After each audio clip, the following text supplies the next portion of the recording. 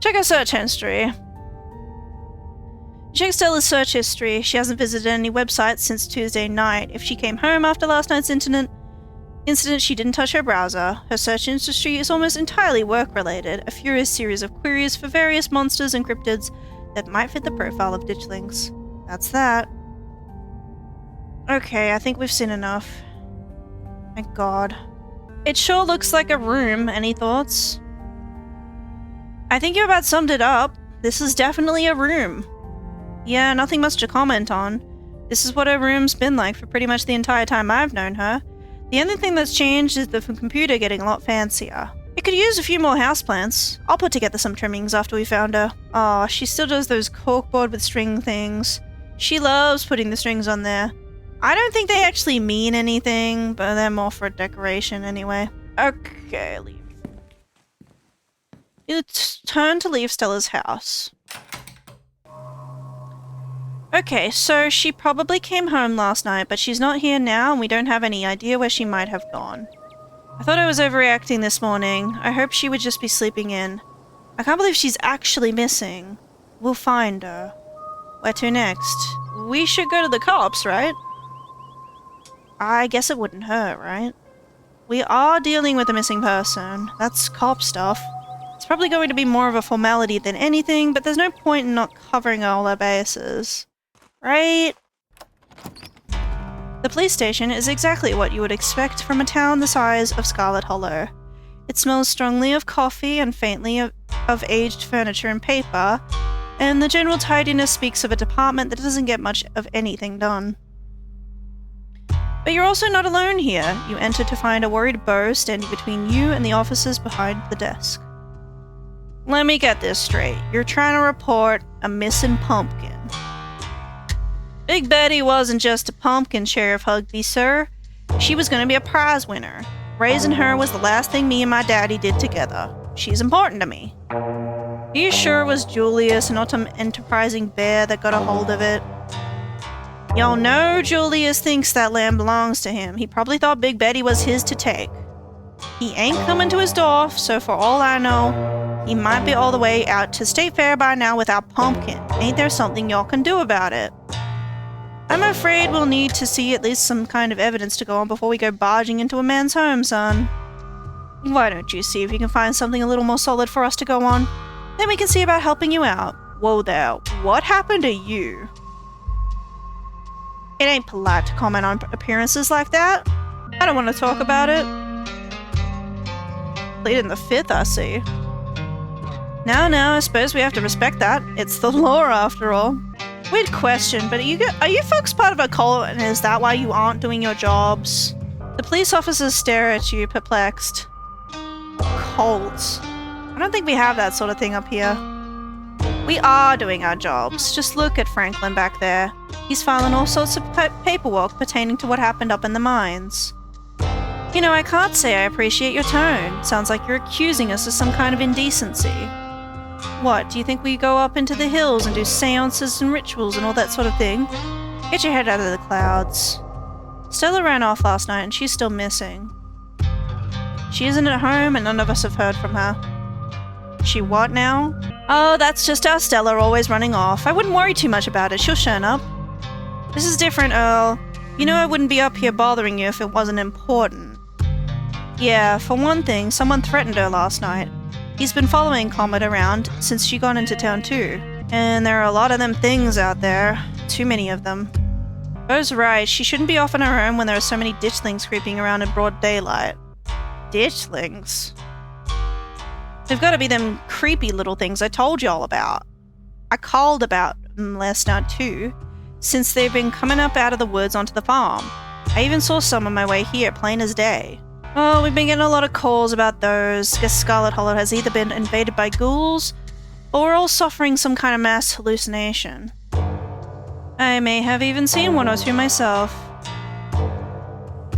All the same, I don't see what we're supposed to do about them, or about Stella. She's a grown woman if she wants to go off into the woods for a bit. We don't need to go after her like she's Miss Curfew. It's a free country. If there are critters bothering folks and stealing livestock, ain't y'all supposed to take care of them? Now, son, we ain't animal control, we're the police. Are you kidding me? This town doesn't even have an animal control department. Well, maybe it should get one. Bo, did you manage to find your dad? Bo's stoic expression breaks, and for a moment you can almost see tears forming in his eyes, but he blinks them away. No, I ain't found him. I had to stop looking so I could stay home and guard the farm. There are more of these things every minute, it seems like. Do you think they'll go back to where they came from soon? Sybil says they don't hurt people. I ain't too worried about myself or my mama. It's the animals they keep trying to drag off. Yeah, one of them was trying to drag off Gretchen. They're stealing food out of our mouths, and it doesn't seem to matter how many of them I pop, they just keep coming. And those are Daddy's chickens. He'd want us to keep them safe for him. But I'm doing my part, taking out as many of those nasty little things as I can. But I can't stop feeling like things are gonna get worse. Maybe that's just the way people feel after something bad happens. No, I think you might be onto something. It's getting weirder every day. My mom did say the ditch things are supposed to be some horrible omen, but that doesn't mean it's true. For all we know, the weird stuff is behind us, and those creepy little things will crawl back to whatever they came from, and Scarlet Hollow will go back to normal. But I guess it doesn't hurt to plan for the worst. Let's just get going. Well, no one can say we didn't try. Let's keep looking. Have a good one, officers. Same to you, kid. Do you really think Hugby and Derrickson could be part of some cult that secretly runs Scarlet Hollow? That'd be wild. I'd never suspect them of that sort of thing. Seems like it'd be too much work. As someone who's lived in this town my entire life, there's no way. For one thing, cult activity like what you're describing just doesn't happen. I've done my fair share of reading on satanic panics and so-called occult groups, and it's almost always totally made up. People constantly freaked out about Satanists without realizing they're just a bunch of debate club nerds who listen to heavy metal. I didn't say anything about Satanism. I just talked about cults, you know? It's different. So, instead of not being able to rely on the cops because they're part of a cult that secretly runs the town, we can't rely on them because they're just not that good at what they do. That's so much less exciting. But either way, I guess it's up to us to solve the mysteries of Scarlet Hollow. We'll do a much better job anyway. Where to next? We should check in on Oscar. He's smart. We should check out the diner. We should go to the mines. We should check out the church. I do want to check out the church, actually. The church? Why? I see what you're thinking. Stella was confronted with evidence of the afterlife, so she might try getting into all that religious stuff. It's worth checking out. I think we'd be barking up the wrong tree, but I guess you're right. There's no point in not being thorough. I wouldn't mind stocking up on some holy water while they were there too. Seems like a good idea to cover all our bases at this point. I don't think Baptists do the holy water thing, but I'm sure Pastor Daniel would pretend to bless some water if it meant keeping us around a little longer. Is it pastor or pastor? How do you say it? Okay, Google says it's like pasta. Yeah. Okay. I'm not a super religious person, sorry. I don't mean to, you know, be ignorant. That's good enough for me. Let's not linger, though. I don't want him thinking we're possible converts.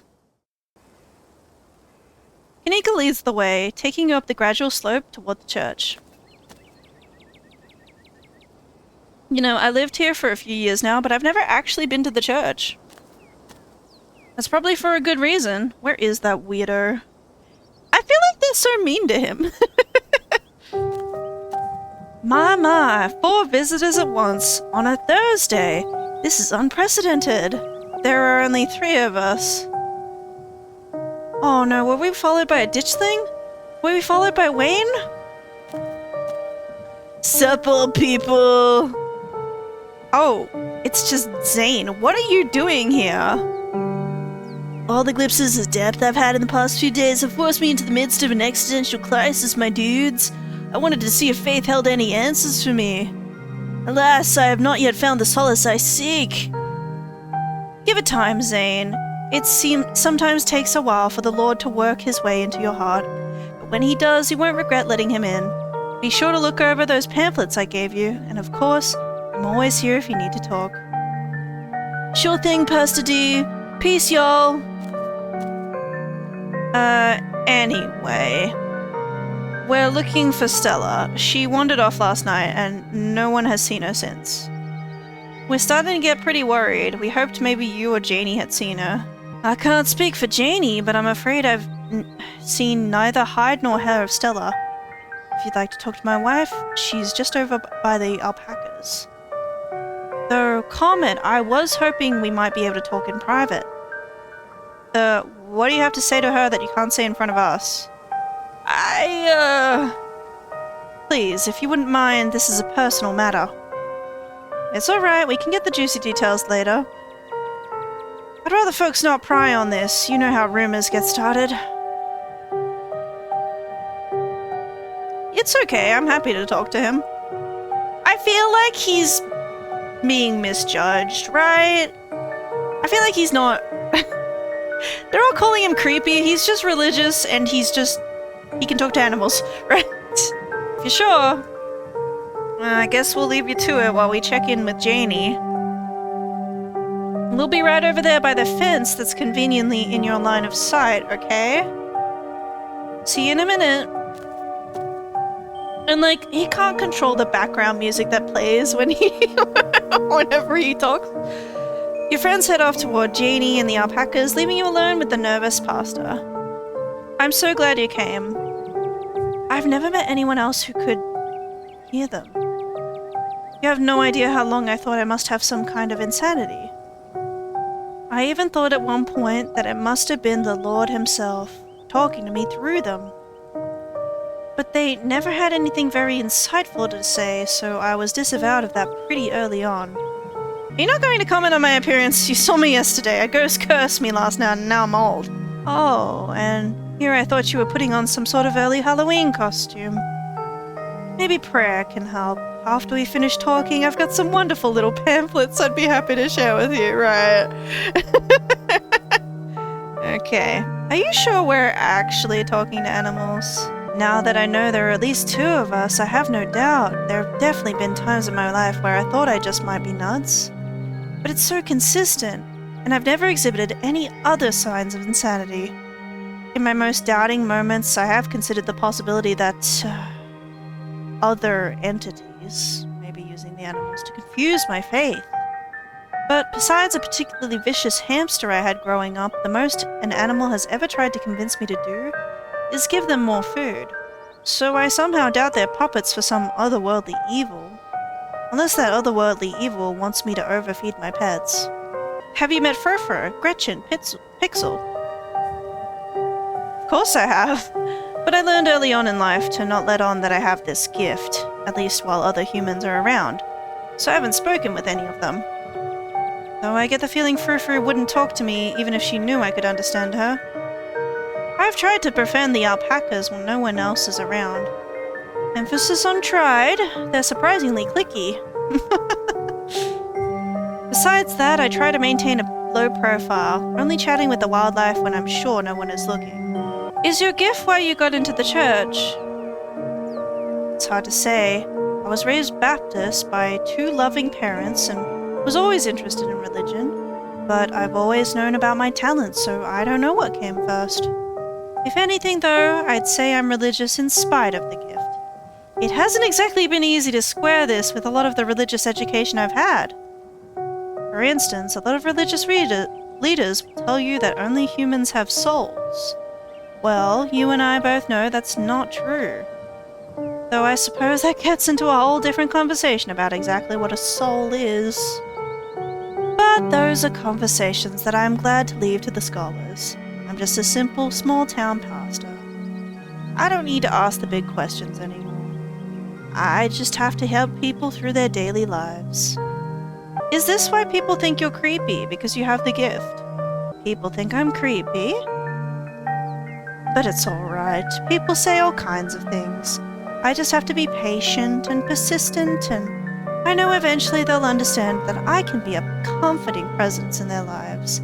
Not a creepy one. Maybe if I grew a thicker beard, people would trust me more. Or maybe I should get a cool jacket?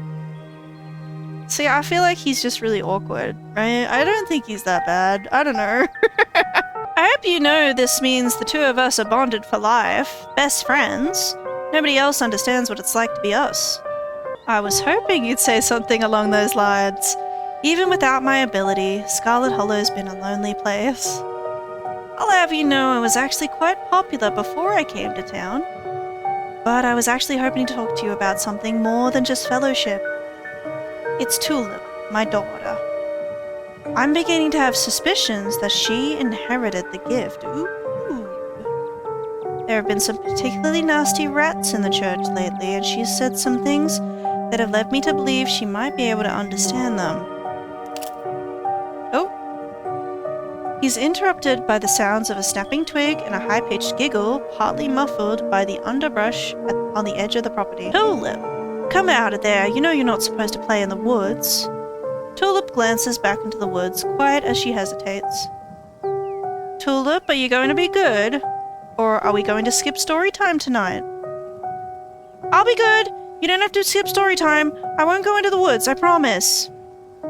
I know you won't, Tulip, because you know it's too dangerous for little girls in there. Why don't you go help Mama with the alpacas? It's just about time they got fed. You can give them hay. Tulip smiles broadly, seemingly excited by the prospect, and hurries off. Sorry, I had to have a firm parenting moment just then. She's been trying to run off into those woods a lot lately, and it's really dangerous, even for adults. There's this massive trash dump not too far past the trees, but it must be at least 50 years old, so it's all grown over and looks like it's part of the landscape. But if you accidentally walk on it, you might find yourself falling into a hip-deep mound of rusting cans and broken glass. How big a trash dump are we talking? Would a weekend of hard work clear it out? Maybe if you had construction equipment and a team of professionals. It's a big area, and I have no idea how deep it goes. In the meantime, I'm just making sure Tulip knows not to go near it. What were you saying about the church rats?